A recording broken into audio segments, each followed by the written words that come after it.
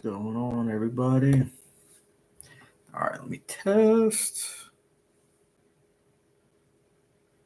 Make sure this is working. All right, 1 second. All right, second. All right, cool. It's working. All right.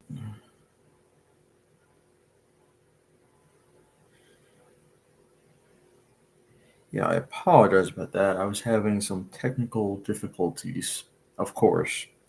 Um, Surprise, surprise.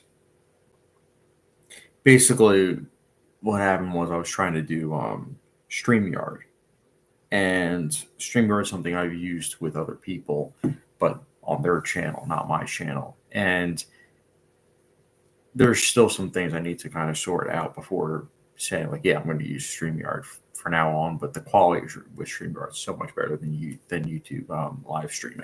As you can see, like StreamYard is really good, but I just need to figure out how to use it fully when I'm more awake. Thus, why this video is sponsored by Celsius. But no, I'm excited to give you guys this live stream, give you guys some updates about the channel, as well as some videos to be on the lookout for. Um, but I think I'll wait until there's a couple more people. I know with my subscribers, it's all different time zones, which is why you'll see that a lot of the videos I post are like 2 a.m. It's because I know that a lot of my audience is up at that time. I would say about 50%. But yeah, as I was saying, StreamYard is really good. So I'm hoping Anthony, I'm using YouTube live stream because I was trying to figure out how to use StreamYard in terms of hosting, and I didn't realize that it it doesn't record. So I was having some difficulty with that. So I need to still play around with that. So you can already see the quality difference in terms of YouTube live stream versus StreamYard.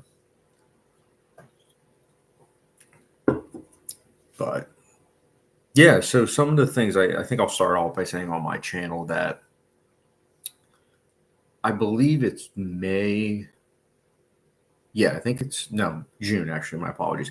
June is when I'll officially be done. I mean, not done. I'll be up to date in terms of the Academy Awards. Like 2023, I think is the Academy Awards Best Picture nominees ranked worst to best. That's when that video will be coming out. I believe June, and then I'm thinking about taking a month or two break from releasing the Academy Award videos, and then releasing the ones from the 1990s. I'm currently filming my 1980s videos. I've done 1980 to 1985. So I still have to film 1986 to 1989. Two of those videos I will actually be collaborating with someone, but I will be filming the other three pretty soon. And then I'm also currently, if you're following me on Letterboxd, you probably can see that currently I'm working my way through the 1970s Academy Award Best Picture nominees, and I've actually gone pretty far. I think I only have like 8 left, which is pretty cool.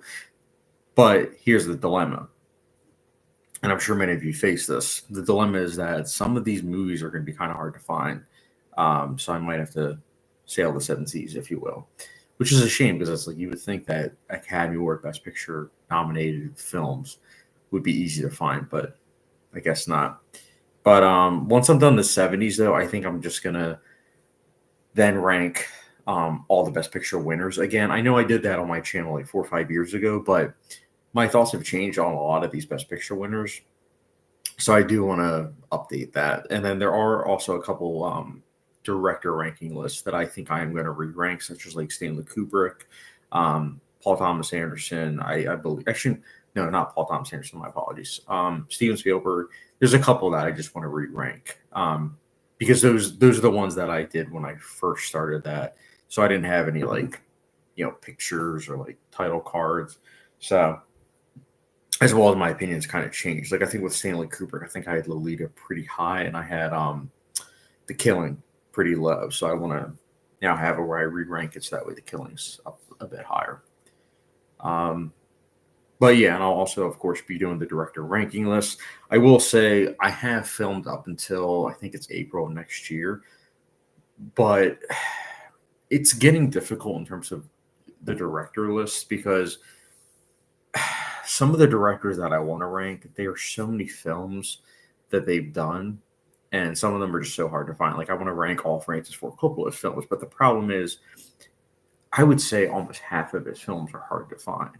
So I'm just kind of facing a dilemma where I'm like, maybe focus on like directors that have like smaller work, and then those big directors will be like the projects that will take like several years, kind of how I did in the past. So, but it stinks because it's like, I know everyone watches those, like those are the ones that a lot of people seem to like on my channel, and I love doing them too.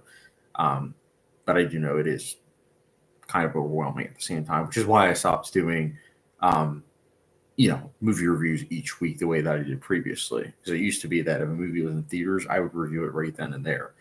So there were some times where there was like, 150, 180 movies I saw. So I would review all of them. So, but I slowed that down to focus on that. But um, just wanted to give you guys that update. Um, there are also a couple international films that, speaking of movie reviews, that I am looking to release in terms of the reviews pretty soon. I also have some top 10 videos that I'm very much so looking forward to release. I have right now, so that you guys can see, the top 10 best Blu-rays and then top 10 4Ks. Because as many of you know, I am a huge advocate in terms of physical media. And I really want to get the word out there with like, hey, these are the movies that if you like these movies, you should probably own them on physical media because they look so good. Don't want to spoil any of those movies, but I definitely would say be on the lookout for those because let's face it, streaming, it's nice, it's convenient, but at the end of the day, physical media will always triumph for sure. I think the Celsius is hitting.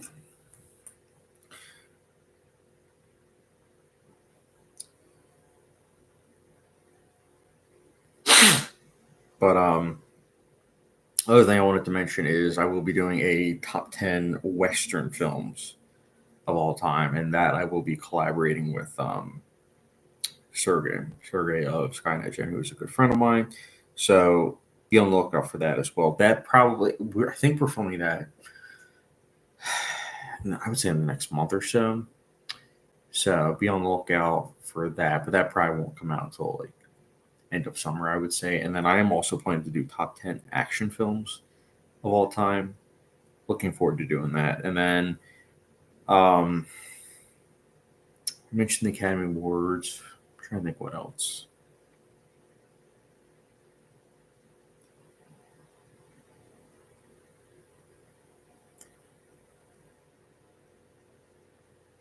Sorry, I'm just going through my Letterboxd. Oh, big thing, and this is going to be tough. I am planning to possibly do, and I know I'm going to get scrutinized for this. I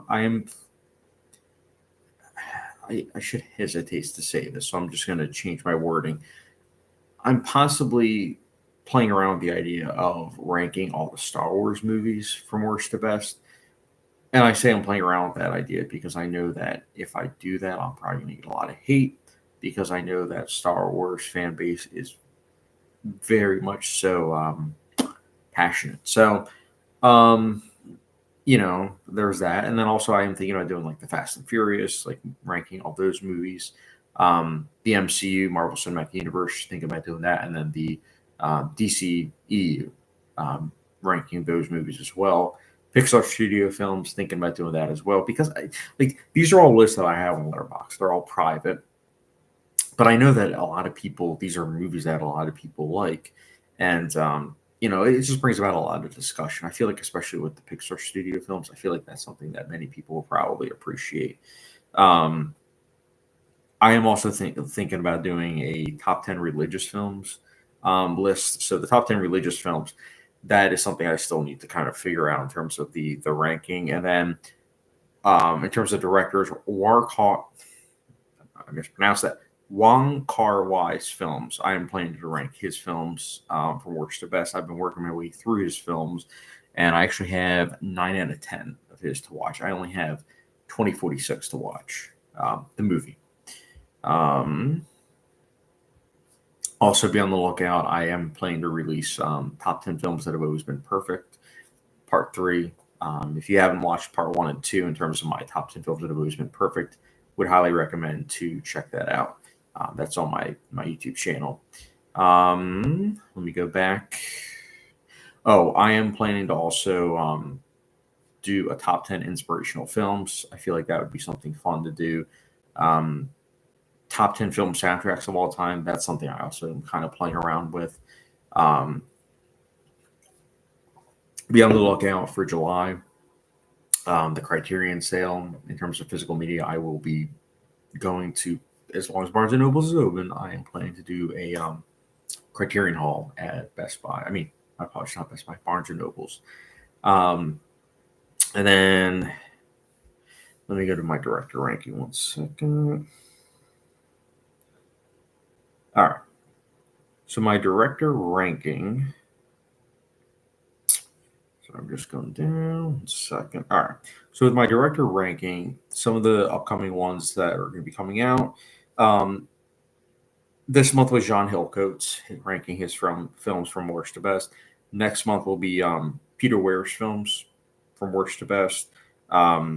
July, I mean, my apologies, not July. June will be Tony Scott.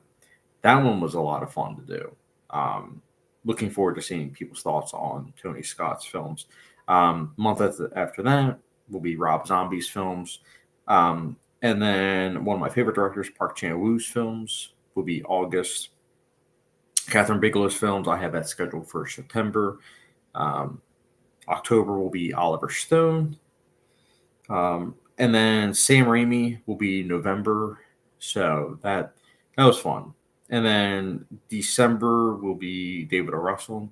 I know a lot of people aren't a fan of his. I'm not going to lie, I'm not the biggest fan of his either. And then January of 2025 will be Jonathan Glazer. Excuse me. February will be John Singleton. And then March of next year will be Raj Kumar Hirani's films. I'm ranking them from worst to best. So yeah, so so like I said, I'm pretty much set until March of next year. But I do have on my schedule that I am planning to rank Alex Garland's films from worst to best. So I'm going to try to film that, and then that would probably be released in April next year. I know what some of you are thinking. Alex Garland, apparently, he said he's done with directing, but from what I understand, he might be doing another war movie in terms of the directing, but he's co-directing that. So that's why I'm not going to include that, because similar to Guillermo del Toro's Pinocchio, I didn't include that in the ranking of Guillermo del Toro's work because I'm like, that's something that he directed with someone else. Same thing would be applicable with Alex Garland, which is why my ranking of his work will be 4 films. I also have Neil Blomkamp. I am planning to rank his work. Damien Chazelle, I want to rank, but I do know that he is currently working pre-production, I should say, on another film. So I haven't really played around with the idea yet of doing his films just yet because of that very reason. But and that's the problem about being ahead of the schedule, because you can have someone's work filmed and everything, but then it's like all of a sudden it's like their work comes out. It's like it's like, oh, okay, so now I have to redo it. But I am also, like I said, working on Francis Ford Coppola. Excuse me. Celsius went down the wrong pipe, I guess.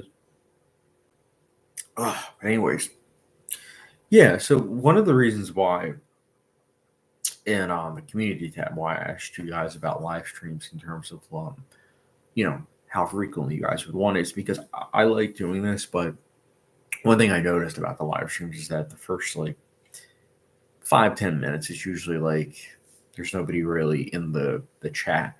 And that's one of the things I'm like, okay, I know some channels, they do live streams quite frequently and some don't. So I just, wanted to know your guys' thoughts. And based on what you guys were saying, it seems like you guys wanted one live stream per week. So I'm hoping that I can, keep up with that because I do like that idea and just, being able to talk with you guys. That's always fun, I think. So, um, another video I'm planning to do. Let me go back to my Letterboxd. So what I love about Letterboxd. Oh, one thing. This is something that's also in the work that I'm doing is top 10 favorite film scores from a certain composer. So, like for example, I'm looking at top 10 favorite Thomas Newman film scores. So that's something that's going to be interesting because I can't play the music on YouTube because of copyright reasons. So what I might do with that is I might say like, hey, I liked, like for example, Thomas Newman, American Beauty. I might say like it's my favorite, and I would then say like, yeah, this is my favorite, but then this is like the track that I love the best, and then name it. So then that way you guys can look it up, or even just put a link down for it so you guys can then hear it and say, oh, okay, that's why he chose it. Ace Paulette says, "What's up, man? Hey, man, dude, what's up? Yeah, I've seen some of your comments. I really appreciate hearing from you. Yeah, I'm doing well. I just wanted to do a live stream. I know that you guys wanted to see more of a live stream, and honestly, I love doing it. So I figured I was like, you know what, a late night live stream, why not? Especially because many of my audience members are up around this time, anyways. I think the one time I did like an early morning live stream, it just did not work out because like nobody was up. But also planning to do top 10 favorite Hans Zimmer film scores, John Williams film scores. I also need to spot. And then, that's film directors. Top 10 favorite outer space films of all time. That's something I do want to film. Top 10 favorite neo-noirs of all time. I also want to do.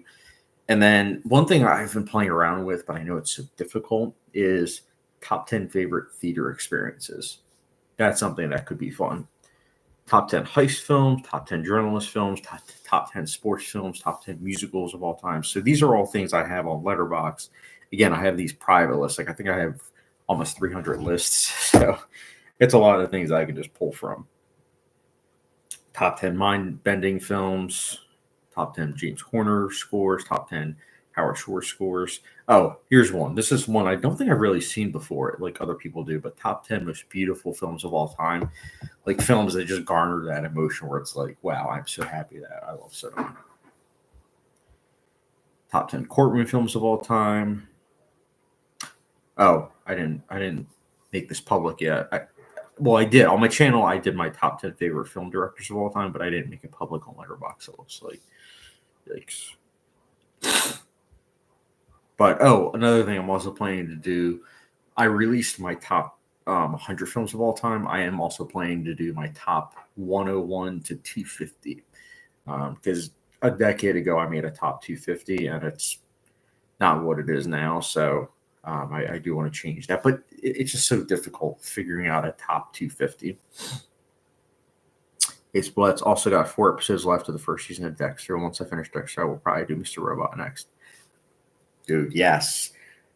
I gotta say, I don't know about you, but Dexter, the first season, it took me a little bit to get into it because it has that like killer of the week kind of vibe to it. But by the end of season 1, I was on board with Dexter, and season 2, I think season 2 is quite good. It's frustrating, but in the best of ways. And season 3 has some good episodes, but it also has some episodes where it's like I would say season 3 arguably has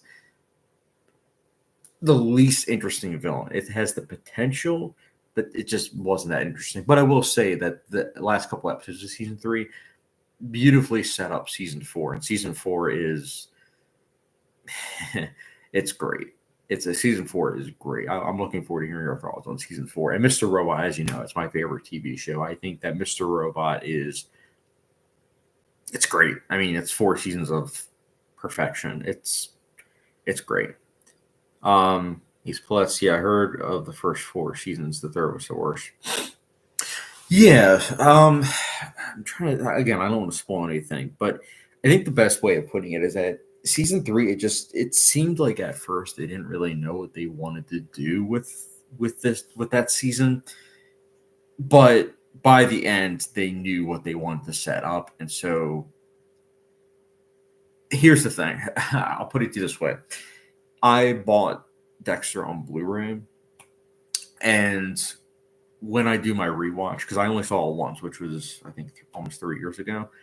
When I do my rewatch, I'll probably watch season 1, season 2, last couple episodes in season 3, season 4, season 5. I would watch. Season 6 has some pretty good episodes, and then all of season 7, and then season 8. There were some episodes I would watch too.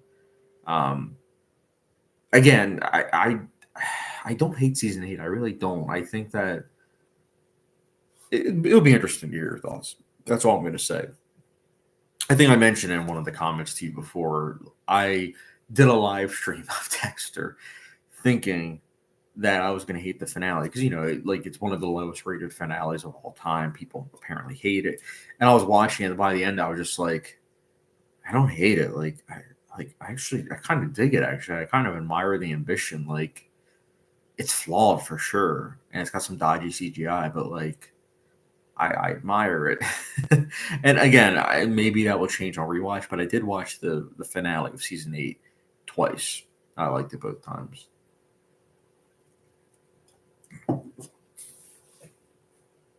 But it is funny because I'm assuming that Ace, that you came across my channel because of my TV shows, but my TV show reviews is interesting because the ones that people watch are the ones that are the HBO ones that it seems like not too many people watch. Like it's a niche audience. Like 6 Feet Under, it seems like a show that kind of gets put onto the radar for some reason. Same with like Deadwood. Like when people think HBO shows, they think like Sopranos or Succession.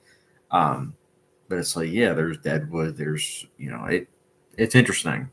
Um, East Bless, yeah, it's up there with the Game of Thrones ending. I heard. Yeah, and it might be a hot. Well, no, it's not. It is a hot take.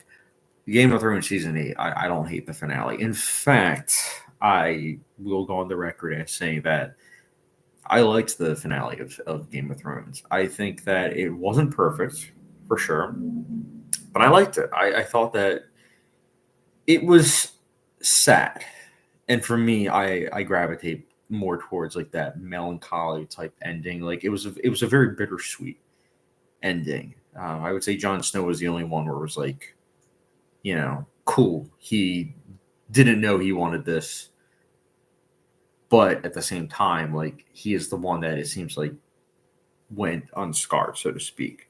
I don't know. I mean, one could argue that like Sansa got what she wanted, and Arya, gets to now travel the world. But it's like at the same time, it seemed like they went through so much to where it's like they have something where they're never really going to be happy. Versus Jon Snow, he was always happy when he was like at the wall. At least it seemed that way. Ace Bloods. Yeah, I've only gotten into TV recently. Was looking for some recommendations. Um, so I love TV shows. Um, of course, it's not like a movie though where I can watch a bunch of movies because it's only 2 hours. With a TV show, it's like I have to hear certain things to where it's like, okay, I'm going to invest 40 plus hours of my life. Um, I will say right now, Shogun is 100% worth your time. It's great. I'm looking forward to Tuesday. That's when the finale is dropping because then I'm going to be um, doing a review for. I think it's only supposed to be one season, so I'll be doing my review for that. I would highly recommend Shogun. It is fantastic. It's got that political intrigue of like House of Cards mixed with the um, backstabbing nature of like Game of Thrones. I really like it. Also, the scope is fantastic. It's so refreshing. Also, the usage of subtitles is amazing. Like this is one of those shows where nobody, and I mean nobody, should watch the show dubbed because it will really it will ruin so much in regards to the characters. Highly recommend Shogun. Splits. Yeah, I've heard that's good, but I'm definitely gonna check out all the ones in your top 10 video. Thanks, man. I appreciate you saying that. I definitely would recommend Dark as well. Dark's fantastic. Like, it's easily, hands down, the best Netflix show. Um, it stinks that it's not getting a physical media release anytime soon because that show, I always recommend that to people. I'm like, look, you like Stranger Things? Cool. You want to see a more dense version of that? That's also better. Dark. And it's also got that like Westworld intrigue to it as well. Trying to think of some other shows right now. Oh, um, it's only one episode so far, but Park Chan Wook's The Sympathizer with Robert Downey Jr. The premiere was last week, and that was excellent. Episode 2 is dropping tomorrow. I'm looking forward to that. So I have two shows I'm watching week to week, and then Justified, of course, which I watched a couple episodes today. So I'm pretty much caught up. Ace Bloods, can't wait to do Dark. Heard great things. Love complex things as well. Oh, you're gonna love Dark then. It's got so much complex themes, messages. The twists are insane, and it's only 3 seasons. So it's one of those things where it's. I'm not gonna say it's an easy binge because, again, it's so dense. Like you need to get like a whiteboard and like a marker because of all of the different events. It's like the past, the present, the future, all these different characters. What they look like in all those time periods. It's great. Um, Olive Pendergast, have you seen Three Body Problem? No, I heard it was good though. Um, I think it was on. I think I saw it on IMDb that it's on like Netflix, and apparently it's, if I'm not mistaken, it's based on a book. But is it good? Like I'm curious to hear your thoughts on it. T-Bow 79. I'm rewatching Bored to Death, an easy binge and still endlessly entertaining. Bored to Death. Is that an actual show? I gotta look that up. Let me see. I'm like, is that a joke? Oh no, that's an actual show. Holy cow! And it's Jason Schwartzman. Oh wow, I like Jason Schwartzman. I am a huge Wes Anderson fan. Like, hot take time. Asteroid City is one of Wes Anderson's best films. I said what I said. Um, I'm gonna have to check out Bored to Death though. It looks like it's only 3 seasons. It's on HBO. Jason Schwartzman. Yeah, I think I'm gonna have to check this out then. I need a comedy show every now and then. Um, Ace Bloods. Also, I know Walter Goggins is in Justified. I really like him as an actor. Is he good in it? Oh, he's fantastic. To be honest with you, watching that, I know he was in The Shield, which came before Justified, but you can tell that Quentin Tarantino watched Justified and was like, yeah, I'm hiring him for The Hateful Eight. So, although I saw The Hateful Eight first, I really appreciate Walter Goggins' acting. And that's the thing. Justified it's a show that, although I know I'm on the record as saying it's rock solid, the character development is fantastic. The acting is also incredible. Like Timothy Oliphant as Raylan Givens is just it's a truly magnificent performance. Like, it is up there with like James Gandolfini as Tony Soprano, where it's like you can't see anyone else in that role, and it's magnificent. I love it honestly. We go down. T Bob, HBO, Jason Schwartzman, Ted Danson, etc. Oh yeah, Ted Danson I also like a lot. He was in the second season of Fargo, and the first 2 seasons of Fargo are some of the best TV I've ever seen. Um, East Blitz, I heard he's one of the best side characters in TV from The Shield. Yeah, honestly, The Shield, I'm kind of playing around with the idea of starting The Shield after Justified. Well, it's tough because after Justified, it's like, okay, do I start Sons of Anarchy, which I was originally supposed to watch before Justified, or do I watch Homeland, or do I watch The Shield? Like, those are like the big shows that I should have seen at this point, but I haven't. But I would say, to get back to what you're saying, he is a great side character in Justified. All Pendergast, it's really good, great characters, and the season finished off very well. I binged all 8 episodes in one night, cried in a few of the episodes, but it gives you hope and can't wait for season 2. That's awesome. I'm gonna add that to my list then, especially if it's only one season so far. I like that. I like seeing that when it's like a show, hits the ground running and it's like really really good, and it's like, okay, then you're looking forward to the next season. It's always a good feeling. Like, don't get me wrong, I like binge watching just as much as the next person, but there's something satisfying about being able to say, "Hey, I've been with this show since the inception of it."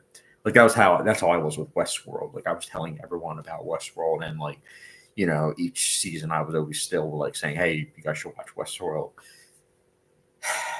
And now it got canceled.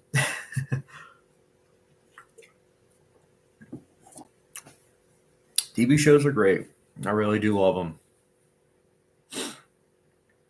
Hey, Splits, can't wait to watch Mad Men either. Yeah, Mad Men's amazing. It's funny. One of my friends, him and I, we always talk about like Mad Men, The Sopranos, um, and it's really interesting because both shows like they're similar in that they are focusing on a lead character that's like morally gray, but at the same time he has a lot of complexity to him. And I always stand by it that I prefer Mad Men over The Sopranos, but I do really like The Sopranos. Like Mad Men is just it's got everything I could possibly want in a TV show. It's got meticulous production design, incredible dialogue, great characters, forward momentum in terms of the storytelling, and it's got also a series finale. It's just truly like thought provoking. Like I saw it. Was it? It'll be 6 years this summer, and it stuck with me all this time. So yeah, highly recommend that. That's one. I think it's 7 seasons long, but it's definitely worth your time. You also see Elizabeth Moss is in that, and she's in The Handmaid's Tale. I don't know if you saw that. He splits. I mean, I love shows with great dialogue, and I've heard Mad Men has the best TV dialogue. Yeah, yeah. I mean, it definitely is up there. I'm trying to think of it. What would be my favorite dialogue in a show? That's tough. That's really tough because there's so many great shows. Like True Detective season one has amazing dialogue. Um, that's a great first season. True Detective should be on the list too. I didn't have that in my top 10 shows because I like season two to four, but it's nothing compared to season one.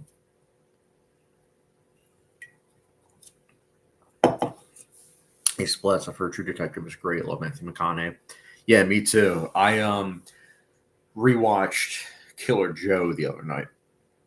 And that stars Matthew McConaughey. It was like during the beginning of his reconnaissance, and Killer Joe is so good. I forgot how good that movie is. It's like a trailer trash noir comedy. Like the ending is absolutely insane, but I promise you, you'll never forget it. That's for sure. Like I saw it for the first time almost 9 years ago, and the last like 15 minutes just stuck with me all that time. And on rewatch, it's like, yeah, there's a reason. It's because it's insane, and I mean that in the best of ways. So I would highly recommend. I think it's on Prime right now. I don't know if you have Amazon Prime, but I would highly recommend that. He splits. I love him in Interstellar. Oh, yeah, me too. He's so good in Interstellar. I think that was the first time. I think that was the first time I took him as like a serious actor. Speaking of Interstellar, excited to see that because of the 10-year anniversary, we're getting a re-release in theaters. I saw that film 4 times in theaters, so might make it a fifth time this year. Yes, let's see. I do have Prime. Yeah, I would highly recommend you checking out. Then I forget. Do you have? I forget if you have Letterboxd. I'm so bad with like usernames on Letterboxd. Do you have Letterboxd? Because if so, um, definitely follow me because I'll be looking forward to hearing your thoughts on Killer Joe. I don't know. The only thing is I don't know if the cut on of Killer Joe on Prime. I don't know if that's the director's cut. That's why I went to my local library to get the Blu-ray because I know the Blu-ray is the director's cut, which is like the NC-17 version that wasn't like cut by the studio. T-Bob79, I think it's an unwritten rule that if you get 8 years Illumina in another TV series, it's going to be okay. Season 1 of True Detective, Frasier, Bored to Death. I'm sure there are other examples. It's going to sound terrible to say, but I've actually never seen Cheers. I've heard so many good things about it, but similar to MASH, I was just put off. Although my thing is with MASH, the reason why I put off MASH is because I wasn't a fan of the movie MASH, which I know is sacrilegious. A-Splits. I don't have Letterboxd, but I should get one. Dude, yeah, you should. I can't emphasize that enough. Like, Letterboxd is so cool. You can do so much with it. Like, it really is all about what you make of it. Like, you can put down, like, if you saw a movie, you can put down that you watched it, or you can log it, which is meaning that, like, let's say you saw a movie today, you can log that you saw a movie on 4/20/24. You rate it, and then you can also do like a heart or no heart. Some people explain their rating system, some people don't. Some people write reviews, some people don't. Some people follow thousands of people so that way they can get a couple hundred, not subscribers, a couple hundred people to follow them back. Some people write funny reviews, some people write more serious reviews. It's just, again, it really is what you make of it. And you can also make lists, you can do tags. Those are things that I do. Like, if I see a movie with someone or a couple people, then what I'll do is I'll put their initials down on the tag. So then that way, like, I have in my memory, like, oh, I saw this movie with these people. So I highly recommend it. It's great. East West, can't wait for you to watch Sons of Anarchy. Absolutely love that. Walter Goggins in that as well. I didn't know that. That's interesting. I did not know that. Okay, you know what? I think that might be the deciding factor. I think that I might. You know what? Yeah, I think I'm going to do Sons of Anarchy then for this summer. Then I'll start it probably in May. But yeah, I think that's what I think it's going to be kind of a similar situation where I went from like 6 feet under to then Dexter because of Michael C. Hall. It might be similar where it's like I'm going from Justified to then Sons of Anarchy because of Walter Goggins. Because I really like Walter Goggins. I'm the sheriff of Red Rock. Ace Splits, you don't meet him until like season 4 then. Oh, I mean, that's fine. I like the cast of Sons of Anarchy seems interesting. And I've heard that also they kill off characters left and right, and that there's like a real sense of danger with everyone involved. So I mean, that's also something that makes me intrigued. And also, apparently, the series finale is amazing. So people don't really talk about the show that much anymore. A Splits, he said he thinks his best scene is in Sons of Anarchy and his acting career. Oh wow, that's interesting. Now, do you know like which scene specifically, or did he was he vague about it so that way it was like interpretive to like the audiences? Because I'm curious about that. He's in the TV show Righteous Gemstones as well. He's good in that too. Very talented actor. I know with Justified, I read up, he was on the fence about starring in Justified because he was like, oh, they're going to make it seem like, rednecks are stupid and that, there's not going to be like a sense of realism. But once he read the script and he saw like how hands on everyone was and how like they would be on set and they would do rewrites like based on the actors who depict these characters. And that was something that then made him say, you know what? Yeah, I'm going to do this show. And honestly, it's a really interesting depiction of like the South. Like it gives you a lot of perspective. Like as someone that's a northerner, it's very fascinating to watch. I'm not sure I understand. Whoops. He splits. Yeah, he talked about the exact scene in an interview. Oh, okay, I'm gonna have to look that up then. After I'm done watching Sons of Anarchy, of course. He splits. The Sons of Anarchy ending is up there with 6 feet under. I would give 6 feet under the edge though. That's good to know because yeah, 6 feet under. I know I did my top 10 TV show finales, and yeah, 6 feet under's up there. That's a finale that hits hard. It's funny too because I remember watching the finale of 6 Feet Under, and it was like the first 10 minutes. I was like, "Yeah, this is really good," but like I don't know about best of all time. And then it was like as it progressed, it got better and better, and I was like, "Yeah, tears by the end." East Blood's another ending that made me cry. Not gonna lie. Oh, okay, that's good to know. Honestly, I love that. Like I know some people are like, "Oh, I don't like crying during movies and whatnot. But it's like honestly, it's such a cool experience, like with movies and TV shows, like having that like visceral reaction of like so many different emotions on the spectrums, like crying, laughing, anger. Like there's just so much that movies can do for you, like confusion. I love watching Lynch films because I'll feel confusion, but then also like enlightenment. I love Lynch. And also, Ace, definitely get Letterboxd. If you can't tell by now, I'm a huge Letterboxd advocate.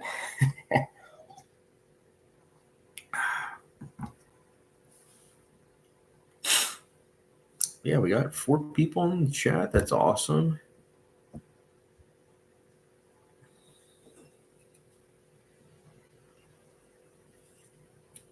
Very curious to hear what everyone else is watching as well. And Ace, are you watching any other movies? Like, oh, I know you're watching. In terms of TV shows, I know you're watching Dexter, but in terms of movies, what have you been watching lately? Same with you, T Bob. I know that you know. Oh, Olive Pendergast. Only bad thing about Letterboxd is that you can't log TV shows. Yeah, that is true. Although I heard, I could be wrong here, but from what I understand, Letterboxd is planning to change that. Which, if they do, that is kind of a game changer because I use IMDb for logging TV shows, episode by episode. So, also, Olive, do you have Letterboxd? Because if so, definitely follow me. Mine's just my first name, dot last name. Ace Blitz. Yeah, I'm kind of just sticking to Dexter at the moment. Yeah, dude, I totally get that. When I was watching Dexter, it was the same thing. It was like my movie watching kind of took a backseat because Dexter's just such a binge watching show. It's so good. It really is. Like even when you're not 100% on board with the show and with some of the stuff that happens, like you care about the character so much that you're kind of like, okay, but yeah, it's interesting. Yeah, I think it was.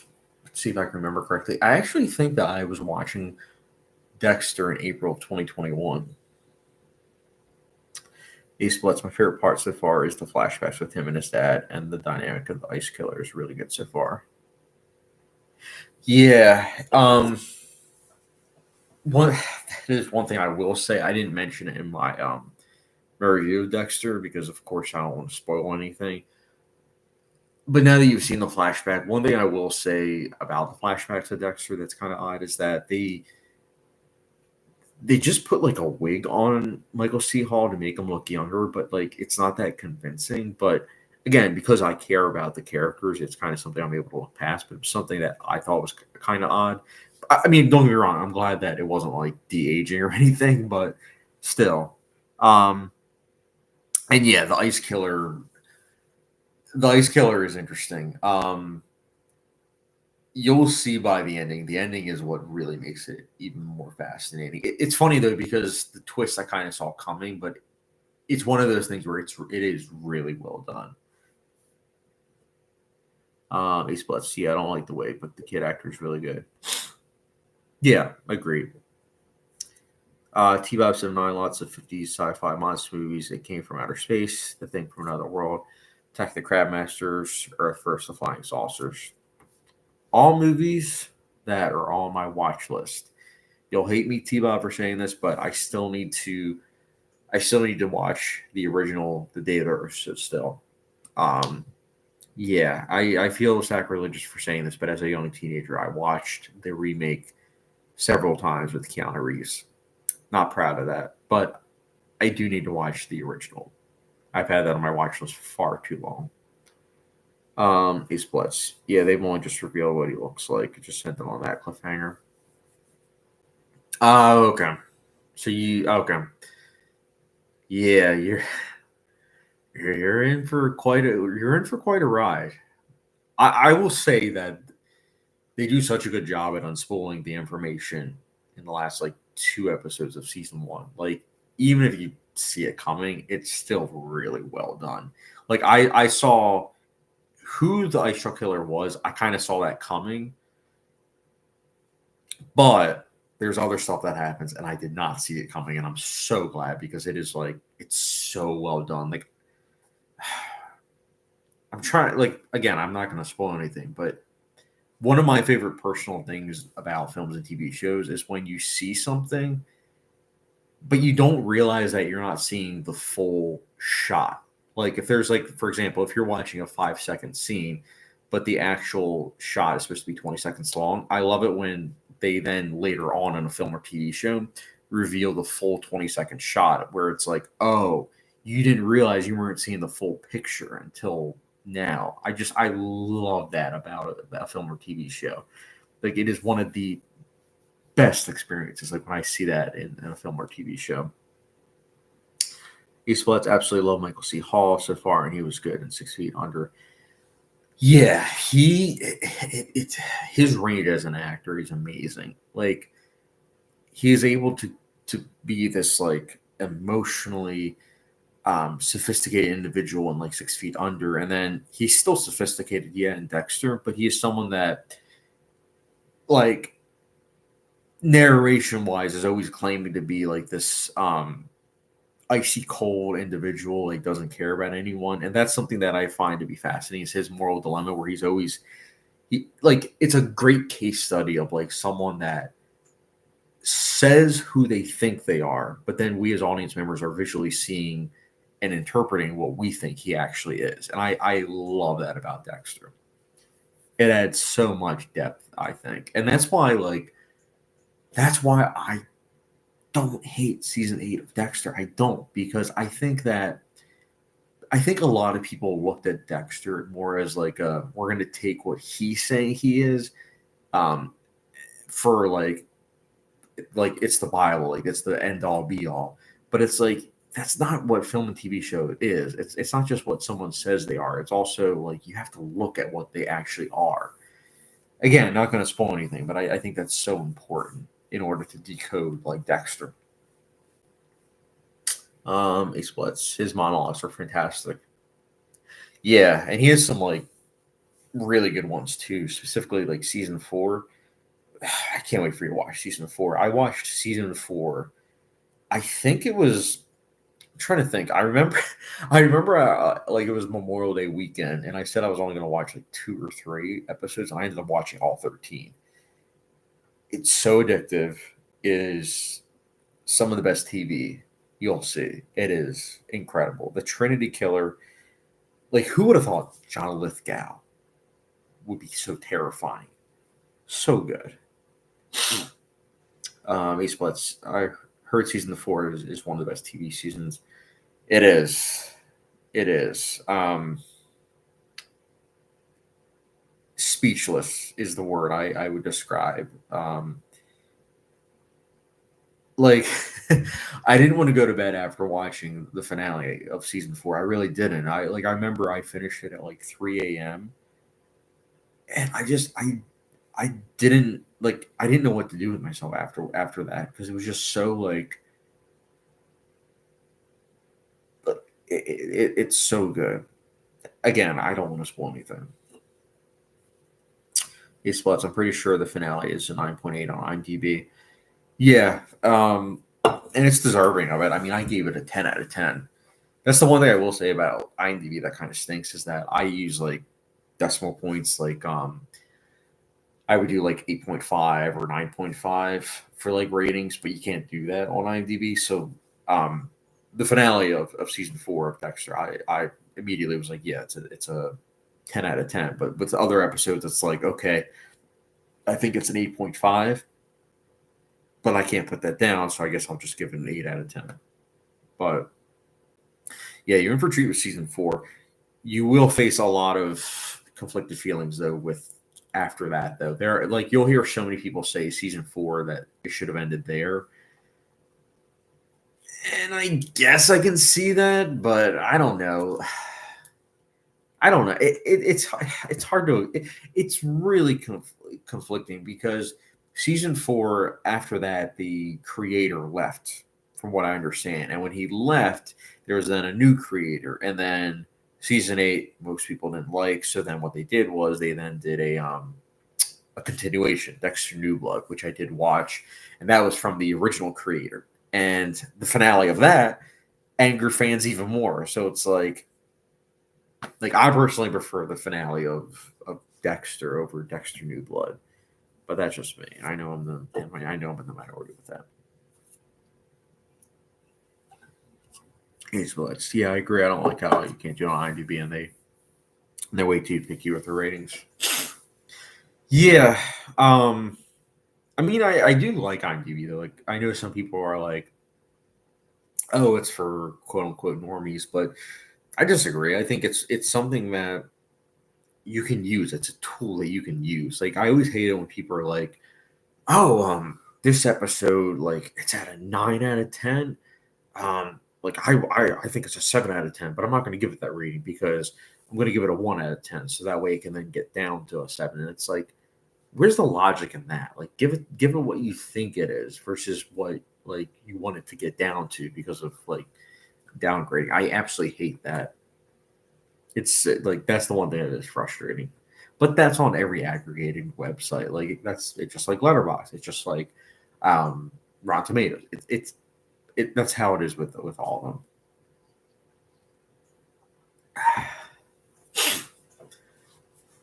But yeah, you're gonna fly through Dexter. If you fly through 6 feet under, you're gonna fly through. Um, I mean, if you flew through 6 feet under, you'll fly through Dexter. Hey, Splits. Yeah, I hate when people downvote shows so that Sarahs can get to the top. Yeah, it's so frustrating. I see it all the time. Like I understand that people did not like certain episodes of Game of Thrones, like season 8, but it's like to then like bomb like certain episodes just because it was just like really it just felt so childish to me. Um, oh, Pendergast, any thoughts on Zendaya's new movie Challengers? Absolutely excited for it. I'm a huge Luca Guadagnino fan. I think Suspiria is a masterpiece. I think that Call Me by Your Name is also a masterpiece. Bones and All is great. I think it's fantastic, like so good.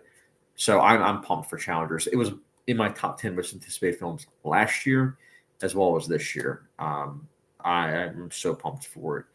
Um, my wife, she is going to be seeing that with me, but based on her schedule, we might like. I want to see it personally Monday because they're having like early screenings, but she's working that day, so we probably won't get to see it until next weekend. But I am so pumped for it. What are your thoughts there? Are you a Lico Guadagnino fan or like a tennis fan?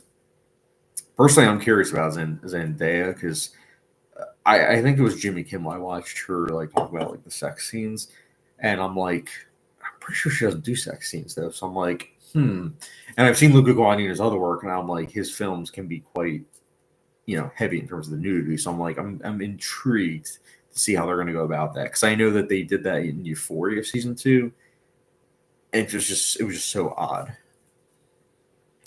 Ace Blood's also another series I'm very excited for is Hannibal. Heard it's similar to Dexter. Hot take time.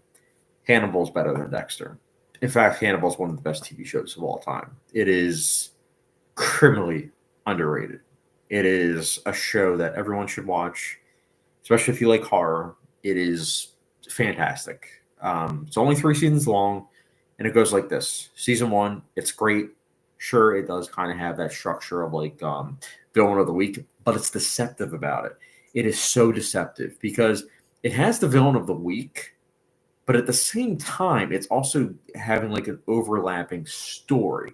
So that way you're kind of being tricked into it. And I love it. And it's like there are so many elements of season 1 that then, get put over to season 2. And then season 2 has such a crescendo. Like season 2 finale of Hannibal. It's sad. It brought tears to my eyes.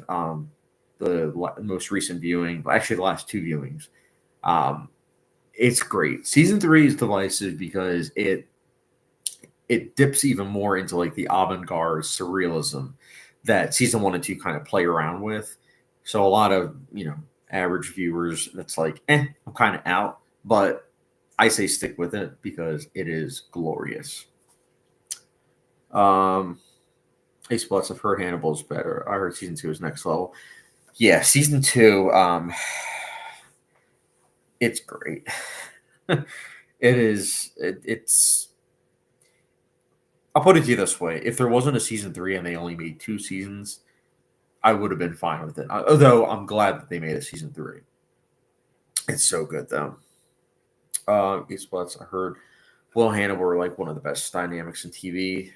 Yes, they they are fantastic. It's a very complicated relationship because they're two individuals that how do I explain it? They're two individuals that they understand that the other person is kind of hiding things from each other, and it's almost like a cat and mouse game as the series progresses, and it leads to some really interesting consequences. That's all I'm going to say. I didn't read any of the books, even though Silence of the Lambs is one of my favorite films of all time. I didn't read any of the books, but I will say this as someone that thinks Anthony Hopkins' performance as Hannibal Lecter is one of the greatest that we'll ever see. I think that Mads Mikkelsen does also an incredible job.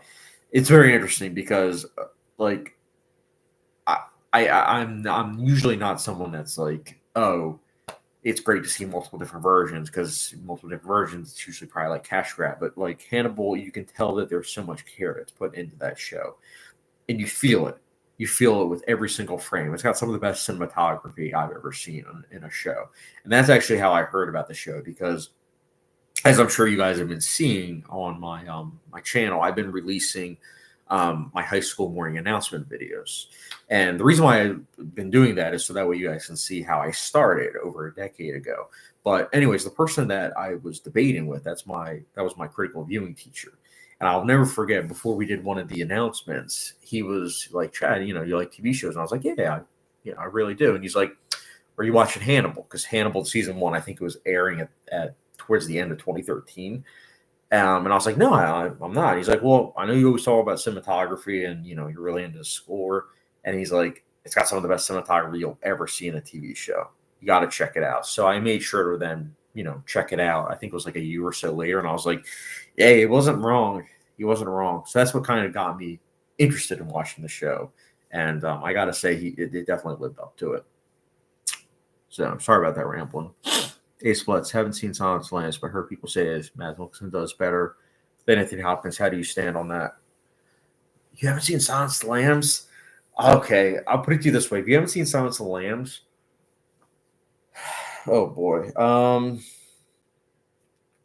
hmm, that's tough. I'm trying to think how to word this.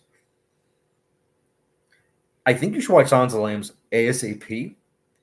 But at the same time, what I've been doing the last 3 years is I watched the TV show Hannibal.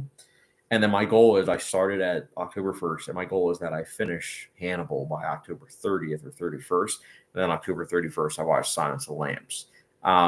That's what I do, but that's also because I watched the Silence of the Lambs first. So I would highly recommend you watch it first. I would say Anthony Hopkins' performance can't be touched, but Mads Mikkelsen does a great job with it. It's a different interpretation.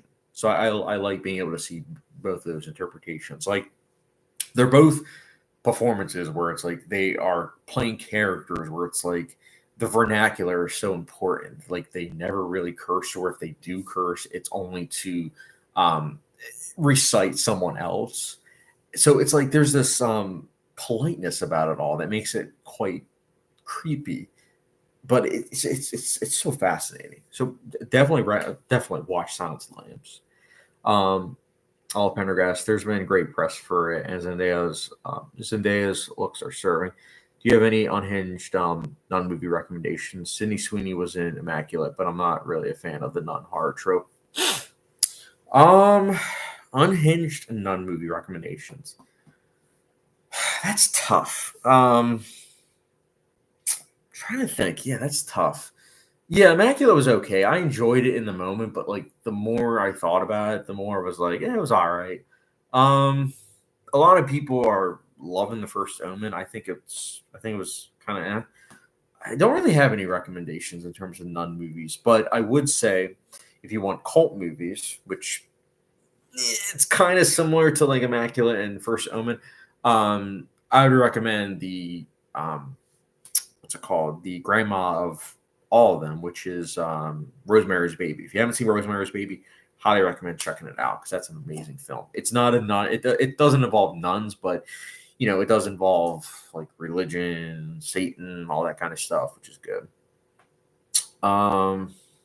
Splet's seen some of the shots of Hannibal, and it's unbelievable. Love good cinematography. Oh yeah, yes. Every shot of Hannibal, you could pause it, put it in a frame, and it'll be glorious. It's truly incredible what that show is able to capture. And I know that a lot of people want a season 4, but I kind of don't, because I think that it came out at the right point in time where, although they shot it digitally, there wasn't like we're gonna have everything be green screen. It was like, no, we're gonna have it where it's like, hey, everything in the foreground is gonna be practical effects in camera, and then what we're gonna do is the background we're gonna have be CGI. So it's like you have something that your eyes immediately look towards, and it's like, okay, that's real. So you're able to buy it. Versus now, like, I don't know, something like a Marvel movie, it's like everything's CGI. So it's like you immediately are like kind of confused because you're like, everything looks fake except something very, very brief in the background. It's odd. But Hannibal, again, because it was made 10 years ago, that's not how it was made. So seeing a season 4, I don't think it would be as good. I really don't. And I don't want it, especially based on how season 3 ended. All Pendergast, none in like Maria Von Trapp or Lady Jessica Benedict vibes. Oh, okay. My bad. Okay, so not necessarily a horror movie. Trying to think. There was one movie. I wasn't a huge fan of it, but there was a movie called Novia. I believe it came out in, I want to say 2015. That was all right. Oh, I actually just thought of one. It's a Paul Verhoeven film. This is gonna bother me. I can't believe I don't remember off the top of my head. 1 second. I gotta look up Paul Verhoeven. I can't believe it's because I really liked it. It came out a couple years ago. Sorry, I'm just looking it up real quick. Benedetta. And Benedetta is on Hulu. So if you have Hulu, I would highly recommend Benedetta. That movie is so good. I saw it on a whim because it's a Paul Verhoeven film, and also it's about religion, and I'm always fascinated by religion. And I'm so glad that I did, because it was pretty good. It was pretty good. Ace Plus, yeah, I've only gotten in the movies and shows recently, getting a bunch of the big shows out of the way, and then we'll do movies. Dude, Letterboxd, I'm telling you. Letterboxd is great because you get to interact with a lot of other people. And I know a lot of people have it where it's like they'll only follow people where it's like, hey, these people have the same like taste in movies as me. But for me, I try to have it where it's like I'm following all different variety of people, so that way I then get different perspectives and also hear about different movies. And even as someone that's been in the movies for quite a long time, it still brings to the table new movies that I haven't necessarily heard about, or maybe I have, but now it's in the forefront of my mind where it's like, okay, I'm going to add this to my watch list. So it's just me, though. It's the same thing. Like, it's kind of different with TV shows, though, because TV shows, I do feel like I am kind of in that mindset of like Letterboxd user, where it's like TV shows, I do try to listen to people where it's like I do have the same mindset as them, but that's only because it's like it's not just 2 hours, as I mentioned earlier. It is like 40 plus hours. So that, like, it's like a homework assignment. So it's like you want to make sure it's a good homework assignment, if that makes sense.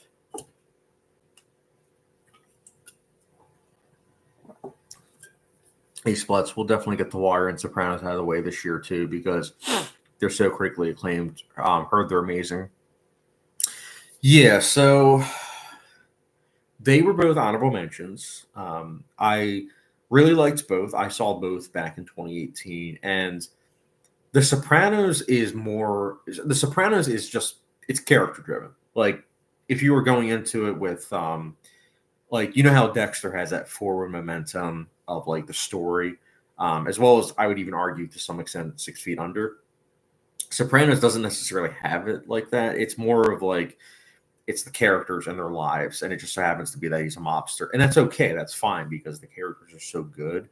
But just going with that mindset. And The Wire is each season focuses on like different people's jobs. Like you'll have one season that focuses on like dock workers, another one where it's like focusing on the newspaper, another season where it focuses on like school teachers.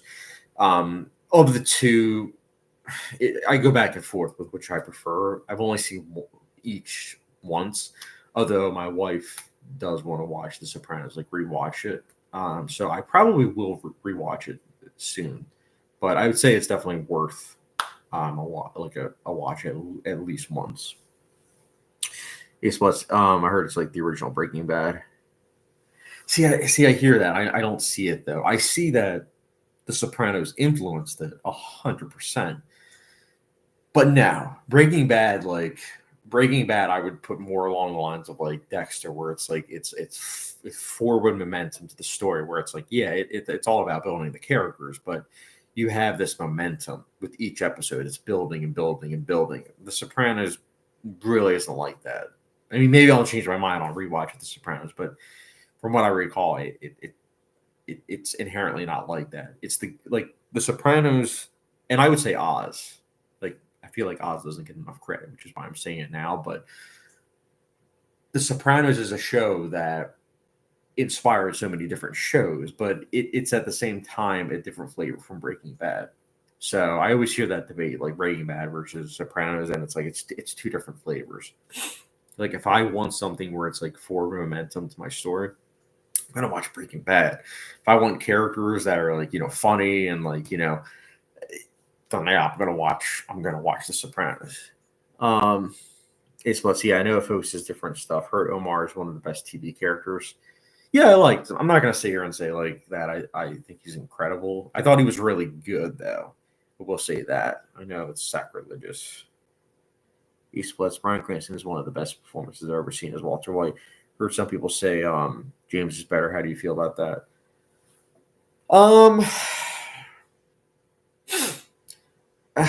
see, it, that's tough. That's really tough. Again, they're both great performances, but I feel like I levitate more towards Bryan Cranston's performance, and that's just simply because you physically you physically can see him change over the course of the show, which is also just incredible because not only do you physically see it with like his hair pieces, his beard, but you also see like his personality kind of shift a little bit too. One could argue that Walter White's always been like the way he is at the end of Breaking Bad, but you can see him kind of transform, which is also incredible because Breaking Bad is all about chemistry, which is about change. So I like that. Sopranos, it's like Tony is a different type of character. Like I'm not going to spoil his kind of like his character archetype, but it certainly isn't like Walter White. It's different. I would say more so in terms of comparisons.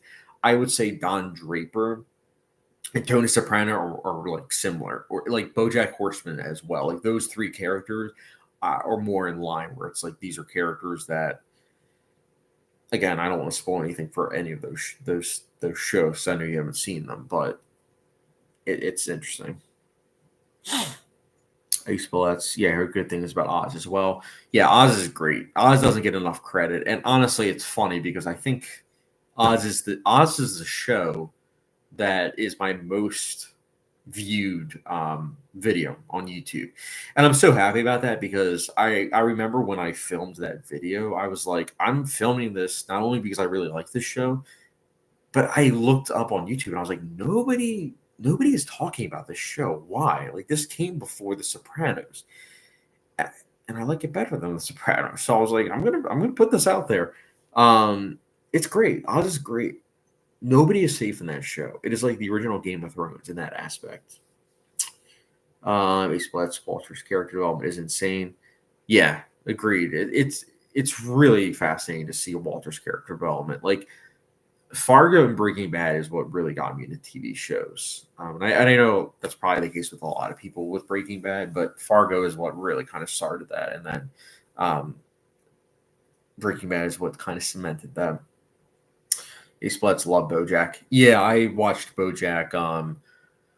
What was it? I think it was November. I want to say I started in November 2022, and then I finished it around the same time last year. And yeah, BoJack Horseman's great. It felt like therapy, honestly. Um, like who would have thought a horse could make me cry? I loved it, man. I really did. E Splits, Game of Thrones, and Breaking Bad is what got me into it. Excited to do Fargo though. Oh, you haven't watched Fargo yet? Oh, you gotta watch Fargo. Fargo goes like this. Season 1 of Fargo is a masterpiece. Season 2 of Fargo is a masterpiece. Season 3 isn't quite at the same level, but it's still great. Season 4 has some missteps, and season 5, I enjoyed it, but it's not at the same level like the first 3 seasons. But I still recommend all 5. Ace Splats, BoJack made me cry so much. Okay, I'm glad I'm not the only one because yeah, I think it was there were several episodes where I was just like tearing up. Where I was like, oh my goodness, like like Mr. Peanut Butter. Like I just think that show is so fascinating because it shows so many different facets of like people dealing with anxiety, people dealing with depression. Like it's really good. It's really really well done. I love the episode too that I feel like I can't believe it. I think it's because it's Lee. I forget her name. She's the cat. It's gonna drive me nuts. One second, because I don't want to butcher this with what I'm about to say. 1 second. So like I said, I don't want to butcher it. Princess Caroline. The episode with Princess Caroline where you see her everyday life and how like overwhelmed she is, and you'll see a scene of like her vacuuming, and then it's like as she's vacuuming, you'll then see like a like her in another spot, and it's just to show like her mind, how her mind is in all different spots, and like how she's torn to pieces. Like that episode brought so much anxiety to me, but I'm like, this does such a good job of like getting in the mindset of someone that has ADHD. Like it's such a great episode, and there's so many great episodes of BoJack. Ace Plus, the View from Hallway Down episode is insane. Yeah, that one is. That's a great episode. Honestly, it's such a great show. Like if you told me when I saw the poster for BoJack Horseman, if you told me that was gonna be one of the most depressing shows, I'd be like, nah. But it is. Aaron Paul was great as Todd. Yeah, Todd's so good. He's another character where it's like he's so fascinating. He really is. Princess Caroline. That is such a good episode. Yeah, she was such a fascinating character because she was able to put up with so much, but at the same time, like she did genuinely want to help out BoJack, like to the best of her ability. But she also understood that he was someone that was like really flawed, and it's like very intriguing. I will say, such a good show. Yeah, in terms of animated shows, I'm trying to think about what to watch next because I'm like, I don't know how that could be topped. I really don't. But I've heard some anime shows are like at the same level.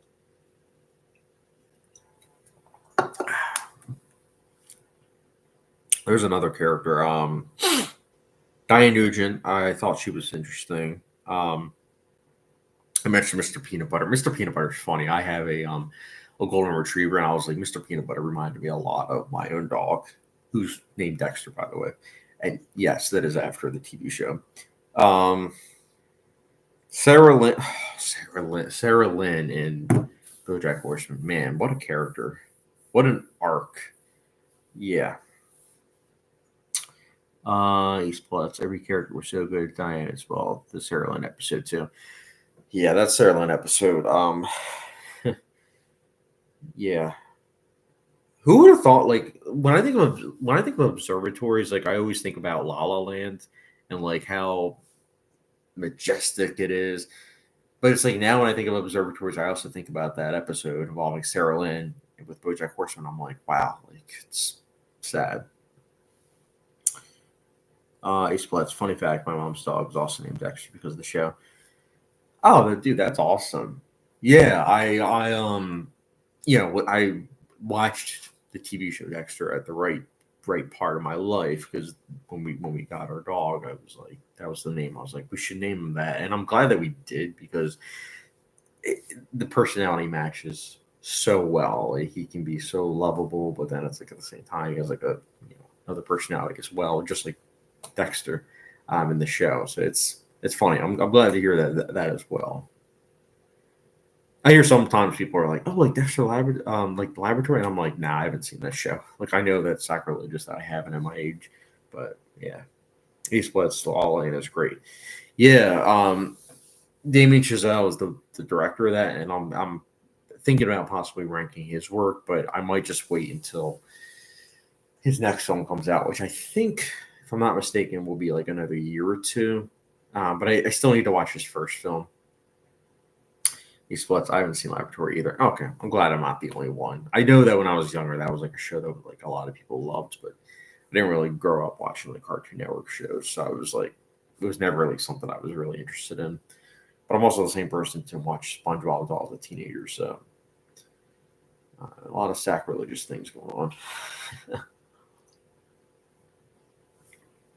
But yeah, La La Land's great. I still need to watch. I think La La Land was greatly inspired by a 1960s film. I forget the name of it. I think it's something Umbrella. I know it's like a Criterion movie, and I know a lot of people. I'll say a lot of people say like, "Oh, La La Land, it's not good because it was inspired by this movie from 50 years ago." And it's like, it doesn't mean it's bad. Oh, I gotta love people.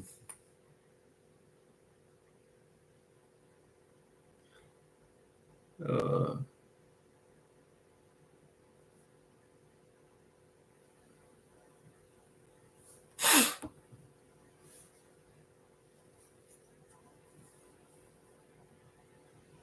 yeah, I'm trying to think.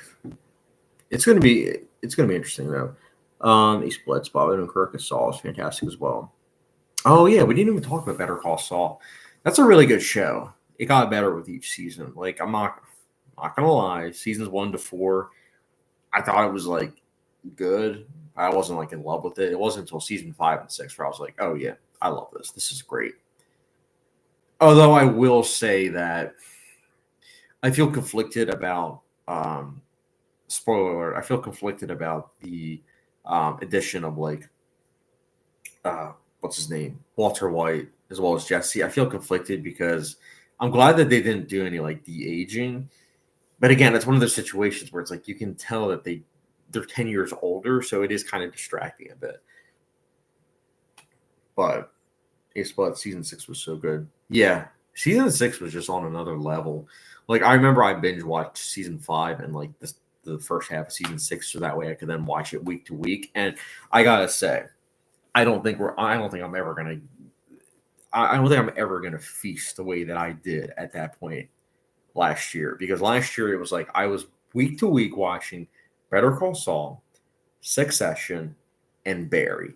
It was amazing. I loved it. And I'm like, yeah, that's a historic event for me because I'm like, I don't think there's gonna be another show like Better Call Saul. There's not gonna be another show like Succession. And there certainly won't be another show like Barry, especially with the way it ended, with how divisive it was.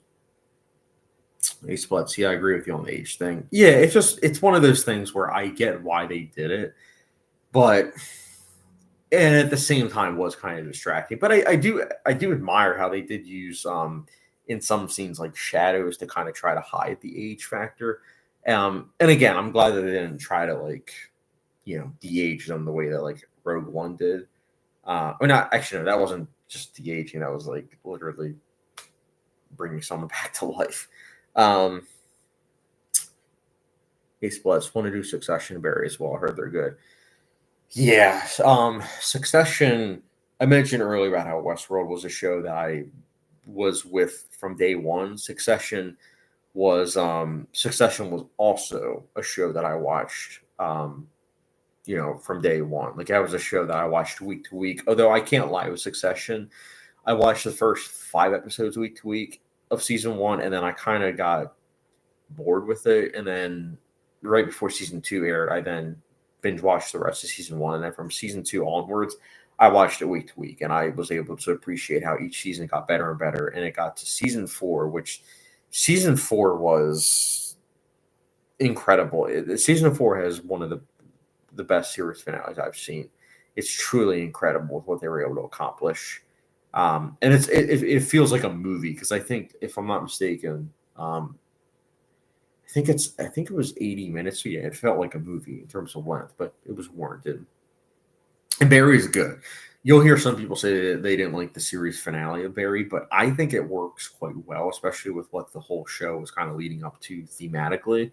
Um, but I don't know. It'll be interesting to hear your thoughts on that.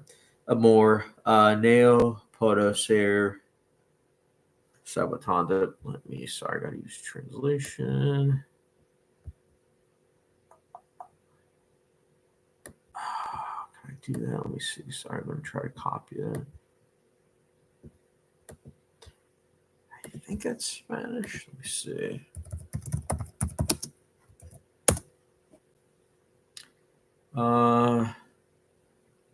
Can't go out sabotaging. I don't think I translated that correctly. Let me see. Let me try again. Oh, it's Portuguese. Okay, it's Portuguese to English.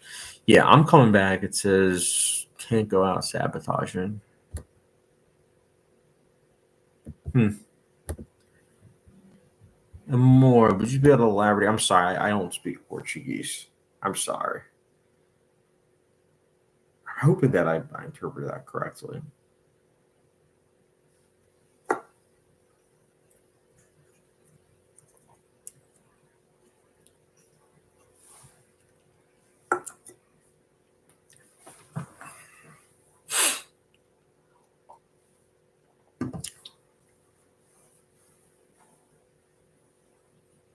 Honestly, Ace, I'm glad to hear though that you watch a lot of TV shows and that also you watch like some live videos for that reason too, because it gives me more incentive to keep up with doing the TV show reviews that I do. Because what I normally do is if I'm watching something like a season, what's it called? If I'm watching a season like year to year, then I'll review the season for each year. But if it's a show that's from the past, then what I'll do is I'll just watch the whole show and then I'll just review it, like, no spoilers, of course. But something like Yellowstone, for instance, Yellowstone's a show that I caught up with, but they still have half a season left, but they still haven't filmed it. So I'm just waiting until that finishes before being able to then, talk about the whole show. But don't watch Yellowstone. I'll say that now. Yellowstone's frustrating. It's very it's very cloy and sentimental, and honestly, it's also just kind of frustrating because they have certain characters where it's like they're what I call punching bag characters, where it's like it's easy for people to just hate because he quote unquote goes against the family, but it's like there's so many conflicting things that go on. So just like for me, I'm like, okay, he went against the family, but to begin with, this character, you guys wanted him to become his own person, but then when he tries to become his own person, you then want to take that away from him. So it's just very like, huh? I don't think it's a good show. I really don't. And even the cinematography, I think is just all right. But I know I'm in the minority with that because I know a lot of people that like Yellowstone. But I'm sticking with it though because I'm caught up until the second half of the final season, which the first half was bad. I was actually baffled at how bad the first half was. I think it was what, season 5. Yeah, the first half was terrible. I was like, really? This is what, like, dear God, it was bad. Don't watch Yellowstone. That's the moral of the story. Avoid. Avoid at all costs.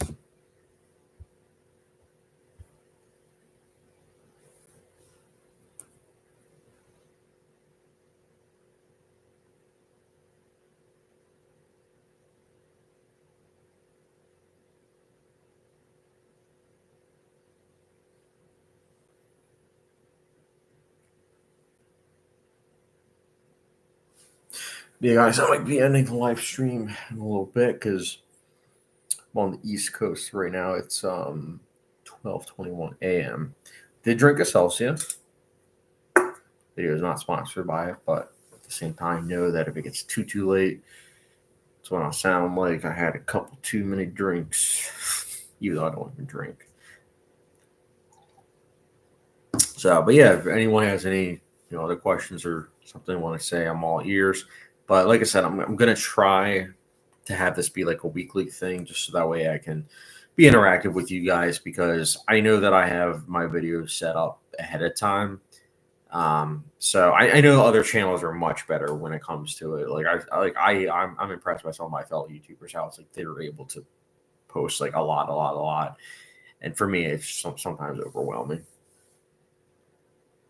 Eastblood's excited to do Twin Peaks. Heard that's one of the best TV shows.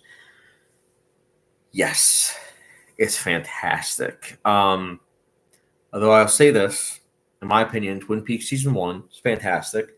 Season 2 is very flawed, and that's simply because the network got involved. David Lynch never wanted Laura Palmer, the murder, like he never wanted that to be solved.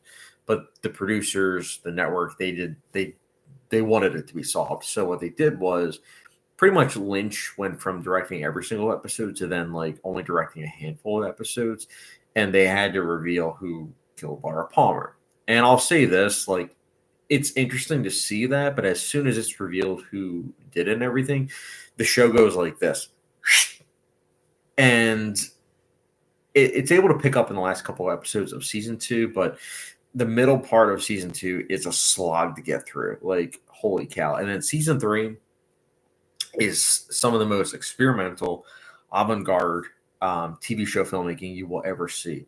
And I will say this. I'm a huge fan of Oppenheimer. It was my favorite film of last year.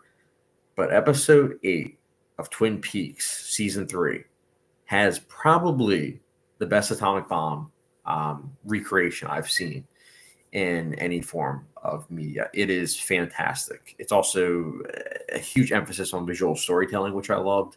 Season 3 of Twin Peaks, I can't praise enough. It is truly incredible. And that was something that watching that week to week was amazing. Ace Bloods, it's 5:30 a.m. for me. Holy cow. So are you just waking up or have you've been up like all day prior? Holy cow, 5:30 a.m. Ace Bloods, haven't seen Oppenheimer. Hear great things. Yeah, Oppenheimer was fantastic. Ace Bloods, yeah, I haven't slept yet. Holy cow. I give you props, man. I remember when I was younger. I know I'm sounding like a boomer now, but when I was younger, I remember that I would stay up to like 3, 4 a.m. I would watch like a bunch of movies, a bunch of TV shows, and now I'm like, it's like 11. Usually it's like around 11 o'clock. I'm just like so beat. I'm just like, holy cow! Like, all right, it's 11 o'clock. All right, instead of a movie, I'm just like, all right, I'll watch a TV show, or I'll watch a short movie. So I'm getting old.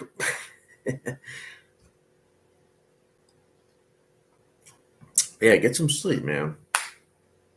I know I'll be going to bed soon.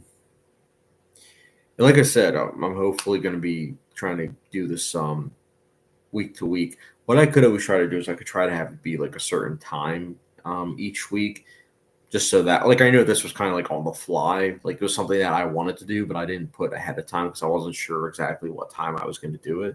But I'll try to do this more frequently, like I said, like once a week, because I think the last time was a couple months back, I believe. So I do apologize about that. But all right, guys.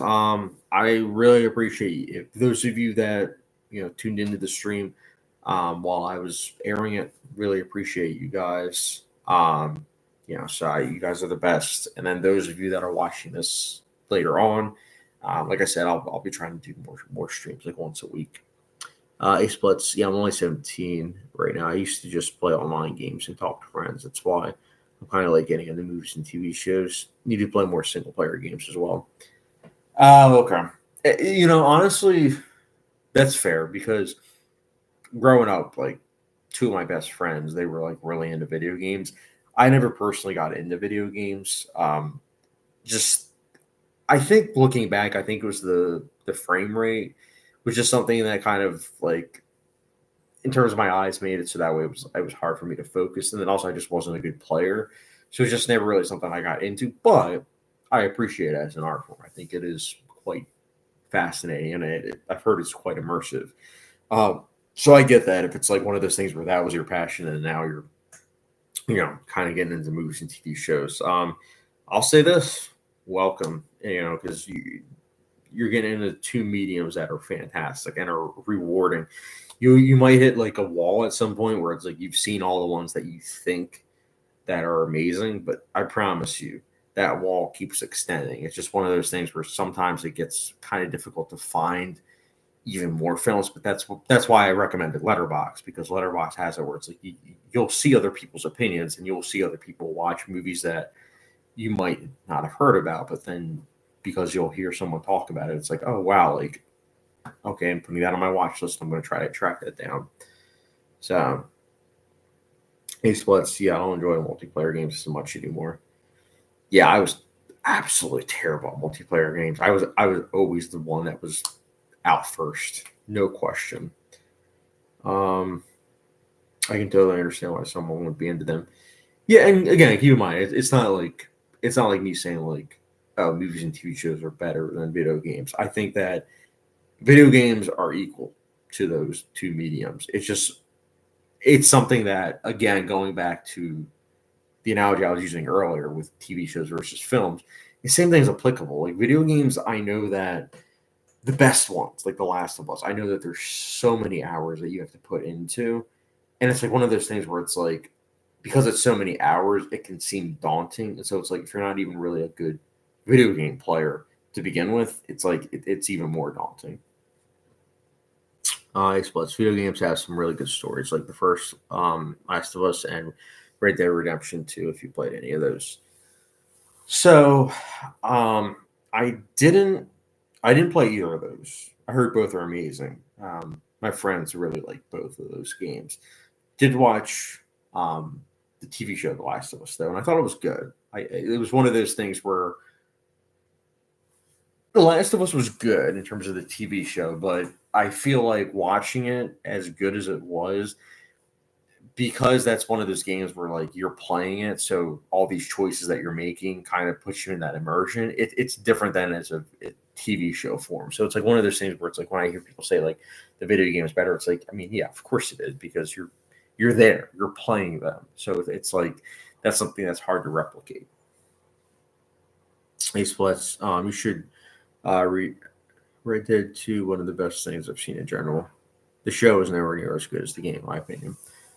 Yeah, that's fair. I've heard that. I've heard so many people say that, and it's fair. It is fair because I get why people want to make a movie go. I mean, not a movie, a video game go from video game to a movie or a TV show. But it's like you're shooting yourself in the foot if you're doing that, in my opinion, because a video game that takes 40 hours to play, pushing that into a 2 hour movie, it's not going to work. It's never going to work.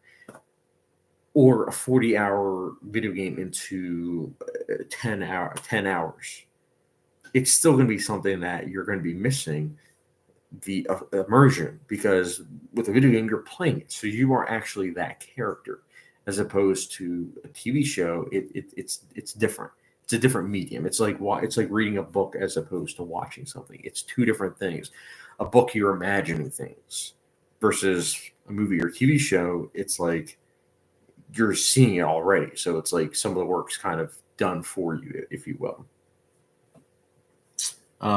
Yeah, right. Let's love Pedro Pascal though, especially in Game of Thrones. Yeah, he's a great actor. Um, really like him. Not a fan of The Mandalorian, but he was good in that as well. He's Let's see, Red Dead takes like 68 hours. Holy cow. Yeah, that's probably why, as far as I know, there hasn't been any adaptation to that. So that makes sense. But all right. Ace, it was good talking to you. Like I said, I'm going to try to do a live stream next week. Just stay tuned for that. Keep me up to date in regards to how you're liking Dexter. And I like I said, look forward to talking to you next week. And also get Letterboxd. Get Letterboxd. Let me know if you get it. If you have any questions about it, feel free to ask. And I appreciate you, subscribing. And good night, Ace. Good night to all my subscribers. Olive, good talking to you as always. And, I will talk to you guys later.